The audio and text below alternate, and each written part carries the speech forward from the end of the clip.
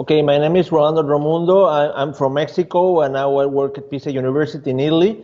I worked many years as a journalist for Telesur and another and different broadcasting systems. And I also been very related to the academic field. I finished my PhD in geopolitics here at Pisa University, and I also here I teach subjects related to the post-Soviet space, to the geopolitical conflicts in the post-Soviet space, and I also am a research assistant here in the same political and science faculty. I've traveled a lot throughout the post-Soviet space. I spent almost 1 year doing research in Ukraine, in Kiev, mostly in Kiev, in the KIMO and in the Mohil Academy. But I also traveled to the Donbass before and during the conflict, and I passed a lot of time in Ukraine, so it's like, and also in Moldova and Pridnestrovia, and it's like, afterward I can explain you why I call it Pridnestrovia, non Transnistria. My book mainly is what the state building in the geopolitical struggle. It's about, I mean, the struggle. I mean, because always to create a state, the process to create a state all over the world is always surrounded by a kind of struggle, either a revolution or a war. Or we can see throughout history, different countries, how there was like some kind of struggle that allowed to the process of state building to manage. Even though, I mean, in the cases of Ukraine, Moldova, and mostly of Ukraine, it has remained incomplete for many senses, no? Because it has, I underline the fact that those three polities that I studied, they have been always surrounded by big foreign powers that they have their own game. So it's like at the end, they have been easy praise from one side of the other. And this geopolitical struggle around them that surrounds them has also played a very important game in the process. In which these polities have tried to build a united polity. And what does that mean? Because it's like one characteristic that we will find in these three countries or polities, because I don't call them states, because afterwards I will explain you why. But these three territories have a multi-ethnic and multilinguistic population, and that is a very important issue to underline, because it's not easy. The state building process always has to consider that. I mean, when you want to create a state in which all the population feels part of it, I mean, it's like at the end, if you don't consider the multi-ethnic context, it's very difficult that all the citizens will consider that part of the same country. If we consider how the multi-ethnicity was managed, for example, in Switzerland, where you have four state languages, for example, in which all the population feels part of it. In how Canada handled the Quebec issue, in which French became not only a state language, but it has recognition at all levels. But I mean, these small features that are very important when you have very complex identities, because the building of identity that is also part of state building was very complex. And you find that in the post-Soviet space, and sometimes it's very subtle, the line where does finish what is Soviet, what is Ukrainian, what is Russian, and what is local. So sometimes there are like different shades of how you perceive them in different contexts. So when you want to create a national identity very one-sided without considering these multi-ethnic factors, that creates a conflict.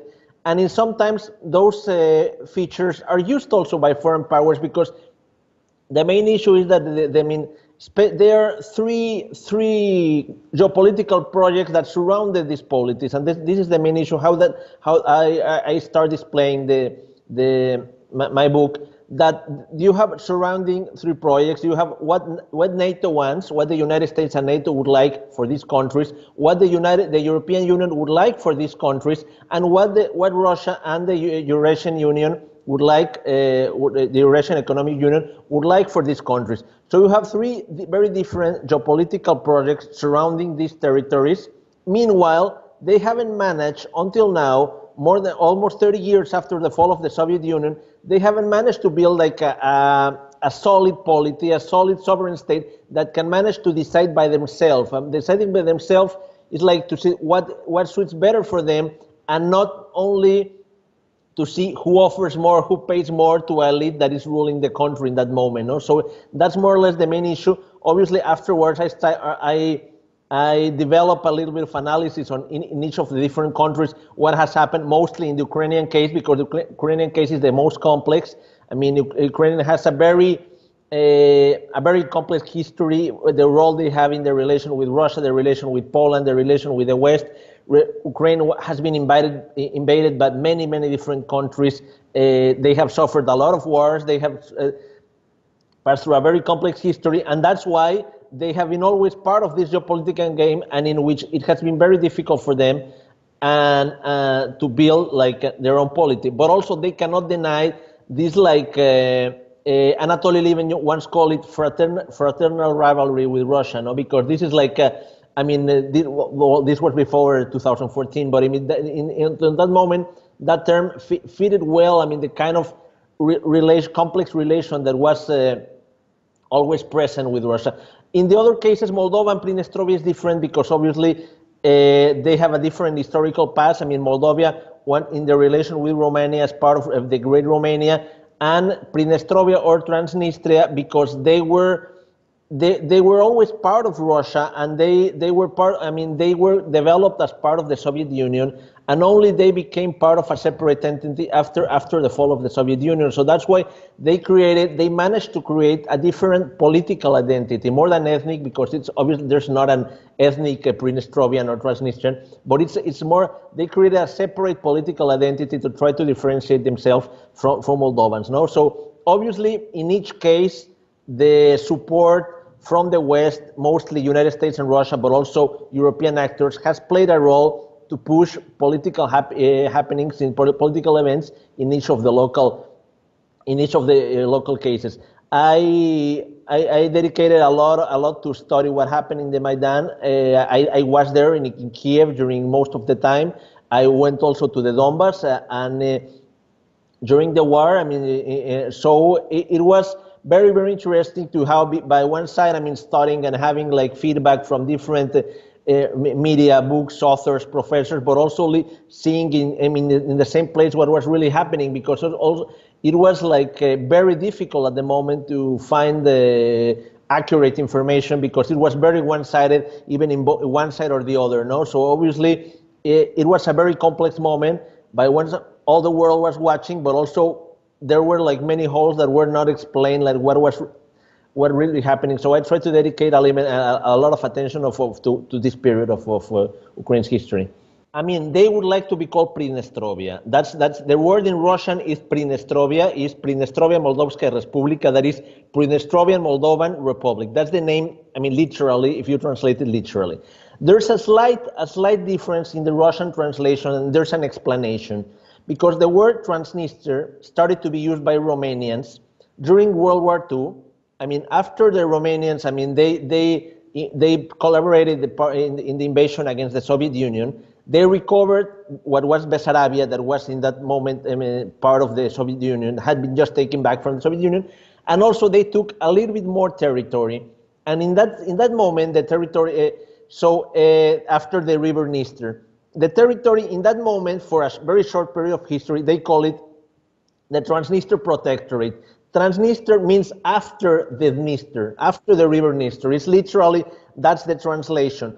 But the prefix pre in Russian means at the Dniester, no? And if we see geographically, yes, it's true that more than 90% of the territory of Transnistria is at the east side of the Dniester, but there's also a small part that is at the other side. So, I mean, from a geographical perspective, I mean, you can find the current polity of Pridnestrovia that has territories at both sides of the river.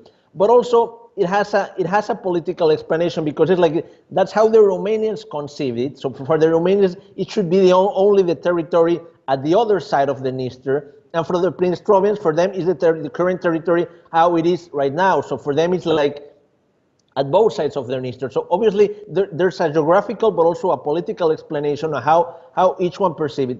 What happened in the West, that it became easy. I mean, it's like to follow just the Romanian, because from an international law perspective, I mean, the Moldovans said, this is our territory, so they tried to argue, this is our territory, so we call it this way. So it became like the easy way just to follow how the Romanians, that is the Latin, how and on first Latin languages, but also in English, it became common use to call it Transnistria because that's how the Romanians were calling the territory. But it's like, so you see that's why I call it Pridnestrovia, first because that's how, and mostly most important because that's how the country wants to call themselves. I mean, at the end, it's like, even though we recognize it or not, but it's like that's the main meaning, no? So the main idea. First, in Ukraine, I think the main issue, and it's like right now all the media is centered on the relation with Russia. No, it's like everything. If you're also, it seems like all the problems in Ukraine are Putin's fault right now. It's like there's how they are displayed in media, but I mean they have not deepened enough on the role, and that's I think the main problem in Ukraine has been after the fall of the Soviet Union, the role of the oligarchs. I mean, the Ukrainian oligarchs have been like a cancer, I could say, like in Ukrainian society that has not allowed the possibility for Ukraine to really create a state that with sovereignty that can decide what's better for them. The oligarchs that grew during Kuchma period, but stay after all the presidents during Yushchenko and during Yanukovych, and also together you have one oligarch that is the president right now, Poroshenko. They control all the wealth in the country. They have all the political power. They control the parliament, and they had the capacity of decide. They have changed sides. They were many years. It was comfortable for them to be allied with Russia and with Putin for many different reasons, and I explain why.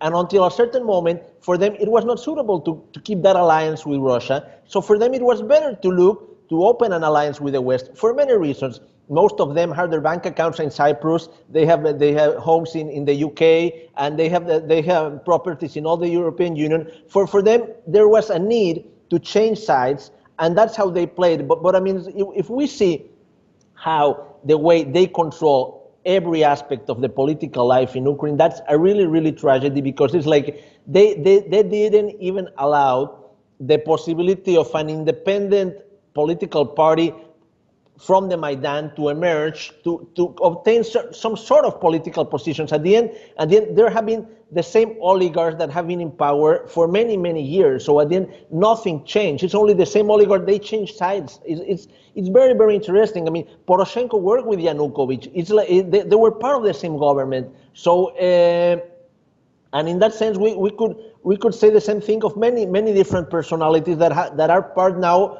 of the Ukrainian political establishment. That is a very important issue, because it has been hidden by the conflict with everything is against Russia, but that always these extreme nationalist positions cover another conflict, and that's how the oligarchs in Ukraine managed to gain control over most of the wealth in the country, and that has been terrible for the Ukrainian people, because if you see, I mean, it's not difficult. If you see what the Ukrainian salaries now, how their wealth is distributed, I mean, it's like the Gini index in Ukraine, and what many different statistics that shows simply how there are like around 50 families that control everything in the country. So that's I think it's one of the main problems, and it's sometimes not explained. And it's not explained so deeply. So I managed to follow how since Kuchma, how the Ukrainian oligarchs were playing in different sides, and how first they were supporting most of them were supporting Yanukovych. They started, I mean, Tymoshenko, that now again wants to become president, the famous Yulia Tymoshenko in the West. I mean, she was also an oligarch, and she also enriched herself with many corrupt links related to the gas industry. So that's a little bit of the part of the main factor and of the things I understand. Obviously, there are other things that I underlined during the book, but I think it was this point that is not so much deep in. It's always like Russia against Ukraine or USA intervention in Ukraine, but not only the part of the Ukrainian oligarchs' role in the inner political life. You know. For example, for me, it was I always remember I found a letter, and it's in the book, by the way, very interesting, because it's from one committee in the Senate, the U.S. Senate, in which they were giving openly suggestions to the new Ukrainian government to who should be the cabinet members, no? So for me, it was like, because obviously it is clear that there's always foreign intervention from one side or the other. No, it's not like it's not. When Yanukovych was in the power, it was, I mean, he often had meetings with Putin, etc. Many ambassadors, West ambassadors, were present in the Maidan. I mean, many of us saw John McCain giving speeches in the Maidan, or Victoria Nuland. But also, I mean, Lavrov went continuously.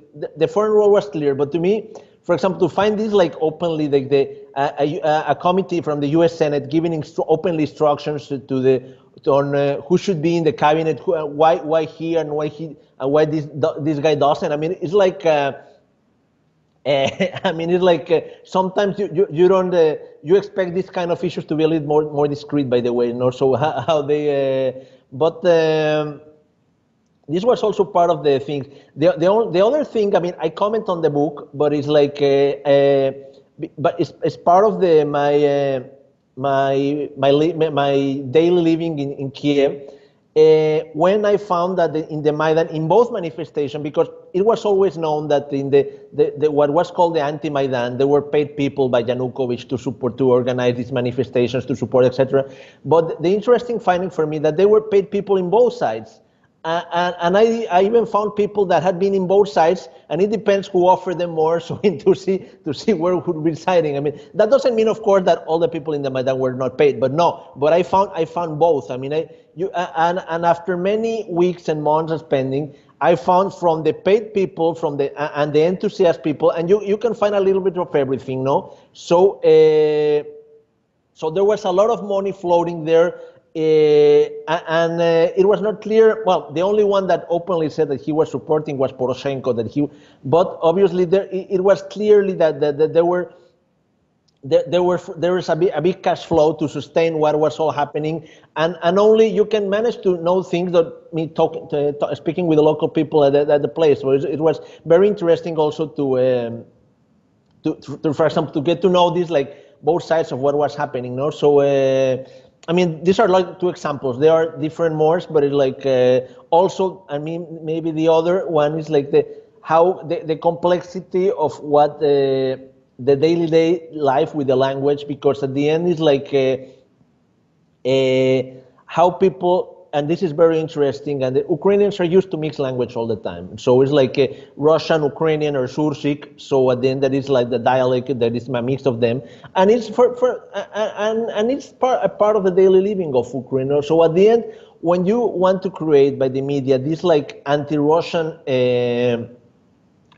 position, anti-Russian languages, it's weird because considering, I mean, there's a big amount of the local population that is also using the language all the time, and it's local. So it's not like a white or black. It's always gray in how most of Ukraine, the Ukrainian daily life has developed for many different reasons. So I mean that's part of also of the interesting things. It was a very interesting case, I think, for me. For example, one of the biggest findings, I mean, that I really found in the local libraries, a lot of books locally produced about history of Pridnestrovia by local professors that they made the research. I mean, the historical research, and they really work trying to build because it's a political identity. Because Pridnestrovia has a population that has Moldovans, Ukrainians, and Russians. Officially, that's the most interesting thing. Even if daily life is mostly Russified, they have three official languages. So for everything, I mean, it's like all the fact that they recognize by law, I mean, the three official languages, Ukrainian, Russian, and Moldovan or Romanian, no, it gives a completely different legal recognition, something that, for example, the Ukraine has not managed to do with Russian language, for example, even and in Moldova it created a lot of problems when they raised the possibility of recognizing Russian as a state languages. In Pridnestrovia, that was not the case. I mean, even if daily life is mostly Russified, I mean, they always openly they give recognition to this. And it is very funny because local Moldovan, ethnic Moldovans or Romanians, I mean, are mostly to keep separate from. I mean, if we believe the polls, they have voted to keep themselves separate from Moldova. No, so that this is a very interesting thing because they managed to create.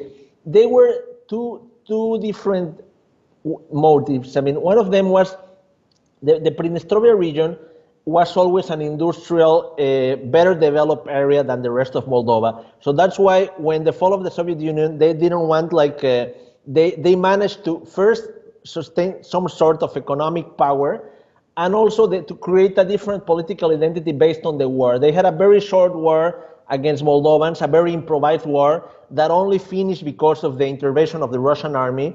So for them, they at a certain point, they magnified what the role of the Russian army to bring them peace for them, but also they started to develop this history after the war. You find in Tiraspol all these monuments for the people that died on the war with Moldova, all the monuments, they explain, all the children have been learning Pridnestrovian history for 25 years, I mean, since 1992, and obviously they learned about the war against Moldova, and they created this idea of the fear of the Romanization, or what would happen, because for the main ingredient was the fear of a Romanization. Romania will arrive and will make you all learn Romanian, and this will be like terrible, etc. So this created, I mean, this, with all the lack of clarity of this explanation, but it in a certain way, managed to allow a new political identity, not ethnic, because it's not ethnic,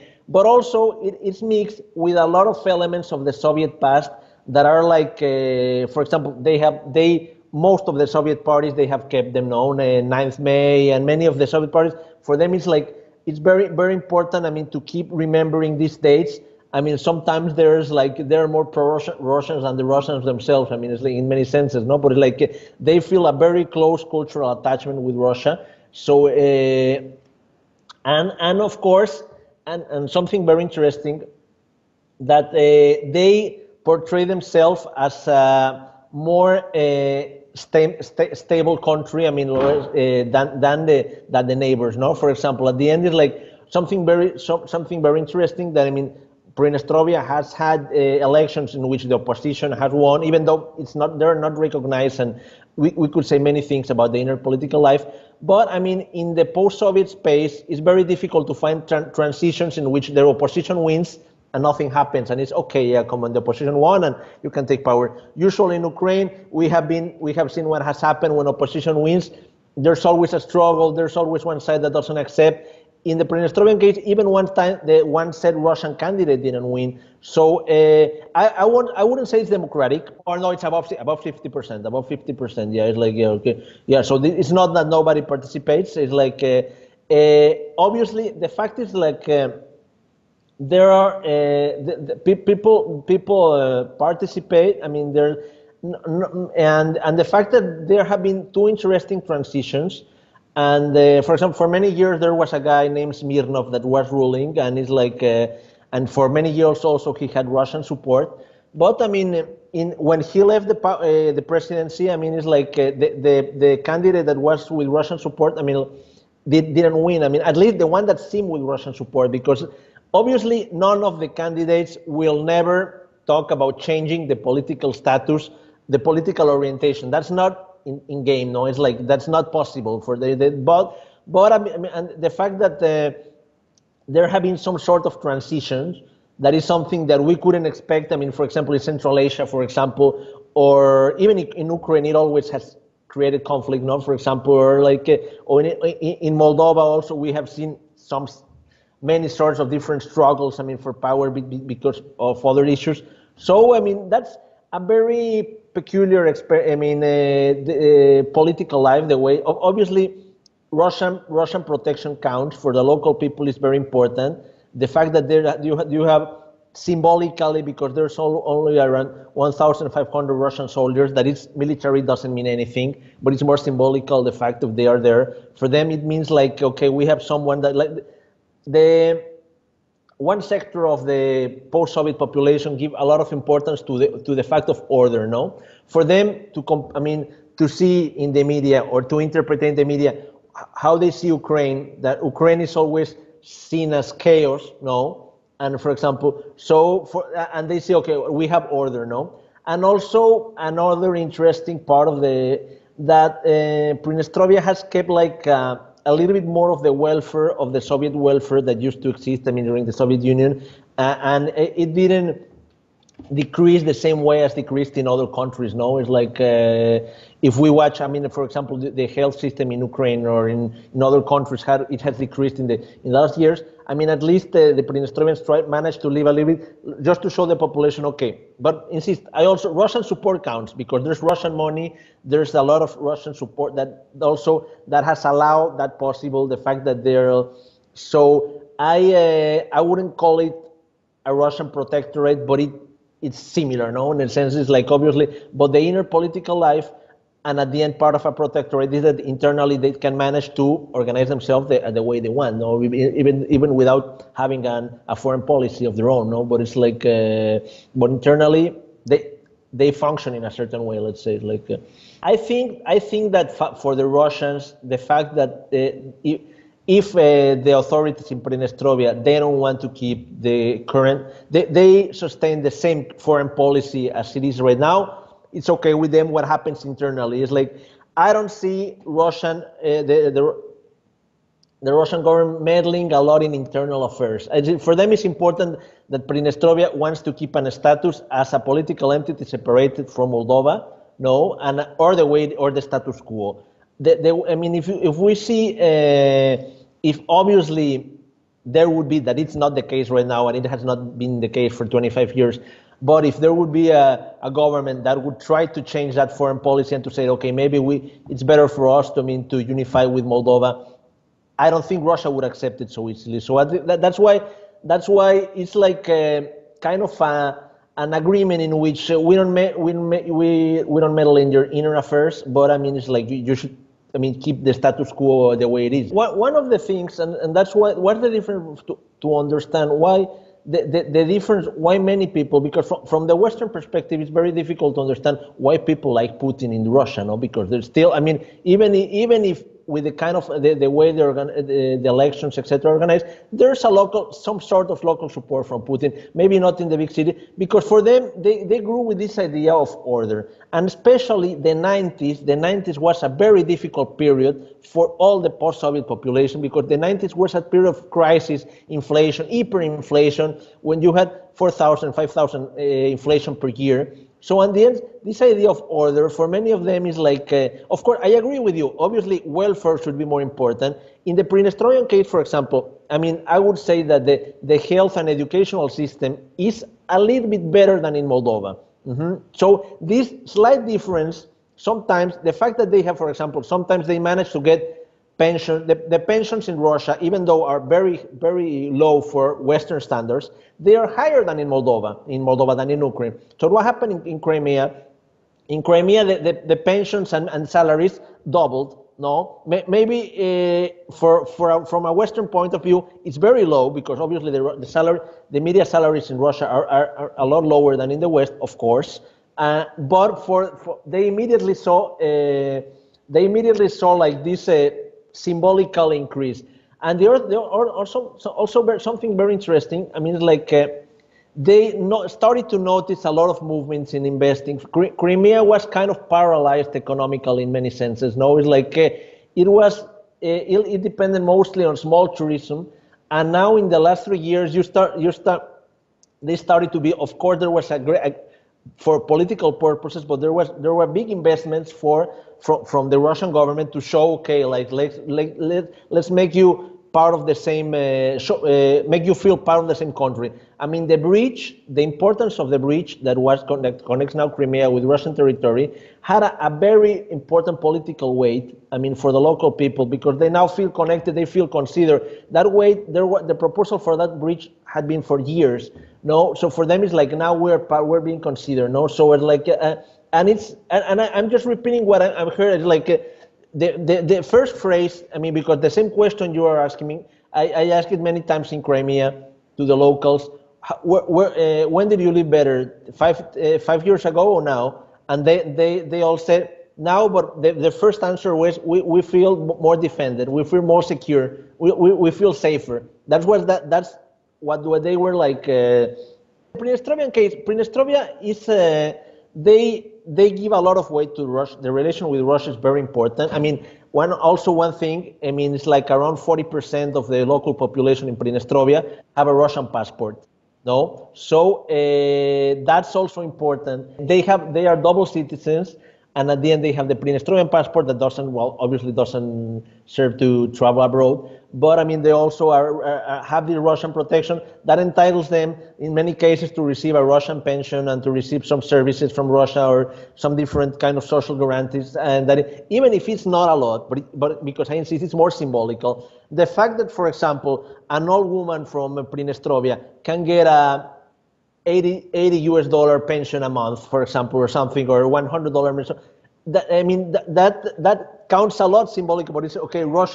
It creates the imaginary that okay, Russia is helping, Russia is doing something for us. Russia is like no. So these, I mean, symbolical ideas, I mean, have managed together with all the ethos, the how it has been built in the last 25 years. No, so.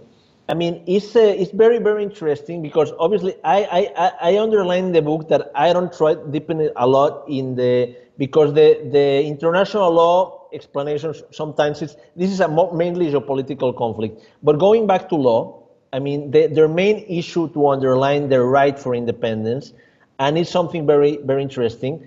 I mean, when Moldova declared independence after the fall of the Soviet Union, they were mainly the Moldovan government, the new Moldovan government.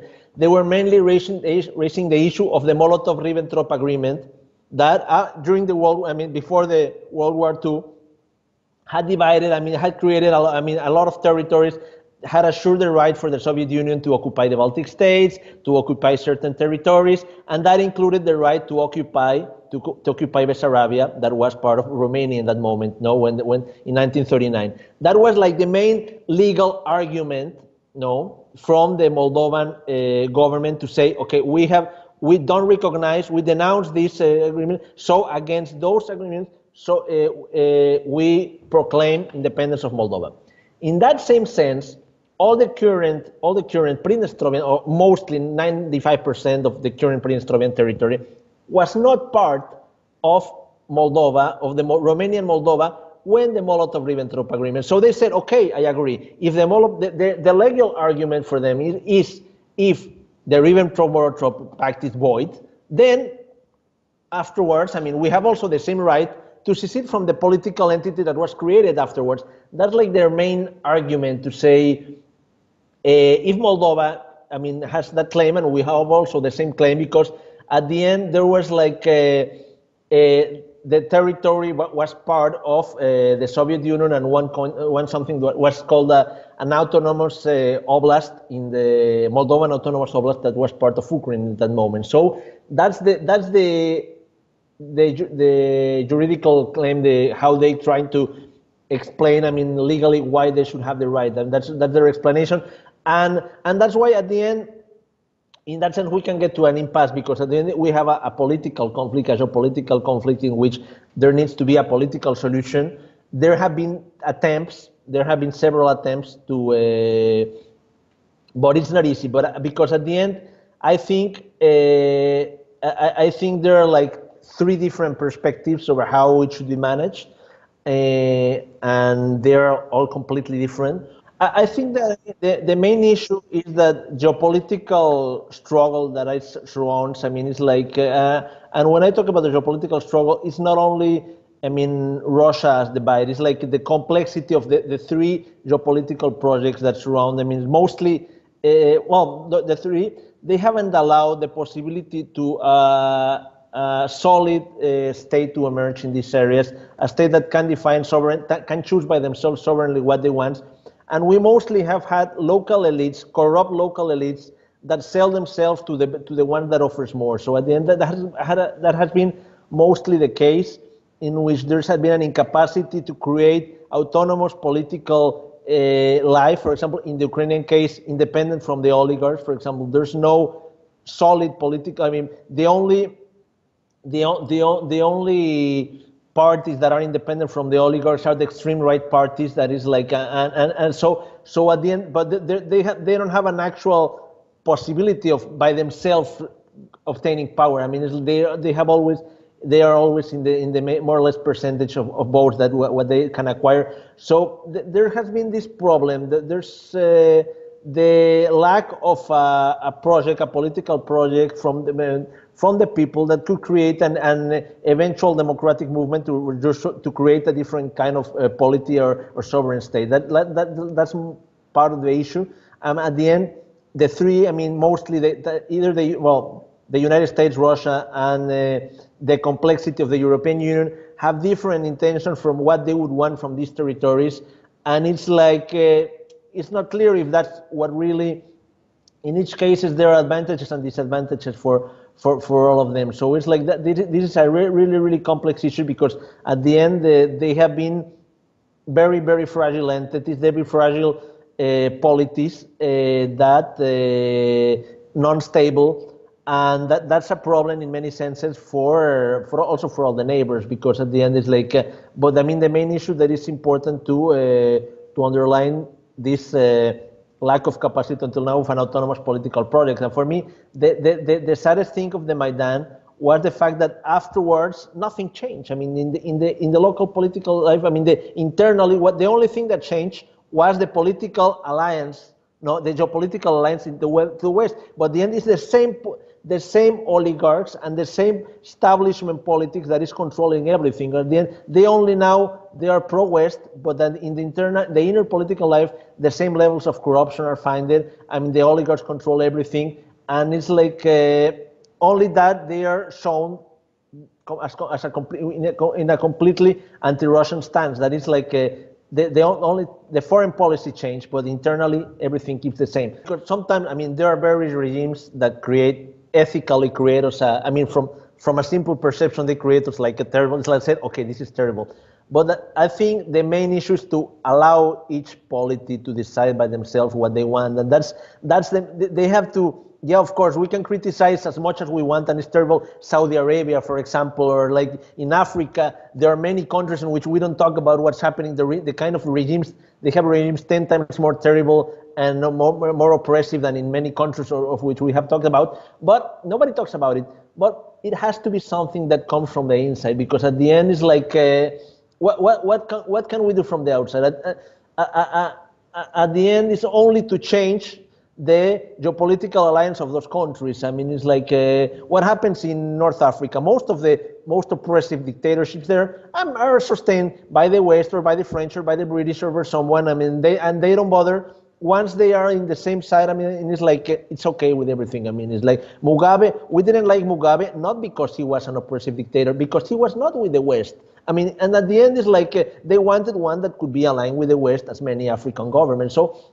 And that's very sad, because we're not allowing the local population, and that's, I think, the most important. Is like to push, to give, underline the fact that each country has to manage to create their own model, or how to want to create a more democratic polity, and in which obviously the population feels included and feels recognized in all the ways. No? Okay, thank you very much. Okay, thank you very much for everything. Okay. Okay, you too. Take care. Thank you. Bye bye. Ciao.